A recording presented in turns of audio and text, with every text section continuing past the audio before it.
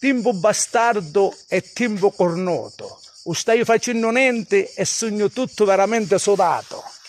Mentre Catalio non mi voglio abbaleare, ma purtroppo mai abbaleare, cavallo vidinno, capore e palle dai focodina vanno cadino.